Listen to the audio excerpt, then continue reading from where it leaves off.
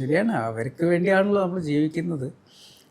പക്ഷെ അവർക്ക് വേണ്ടി നമുക്ക് ജീവിക്കാൻ പറ്റിയില്ല എന്നുള്ളതാണ് എൻ്റെ ഒരു പോരായ്മയായിട്ട് എനിക്ക് തോന്നുന്നത്.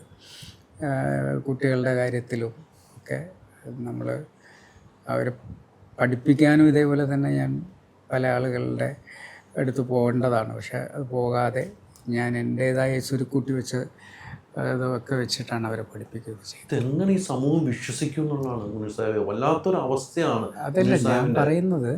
പിന്നെ നമ്മൾ പക്ഷേ എൻ്റെ പിതാവ് എനിക്ക് കാണിച്ചു തന്നൊരു പാഠമുണ്ട്.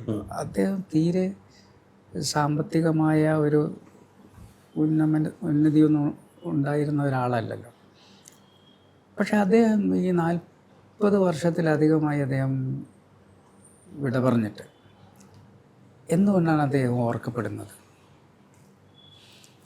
അദ്ദേഹം സമ്പന്നനായത് കൊണ്ടല്ലല്ലോ.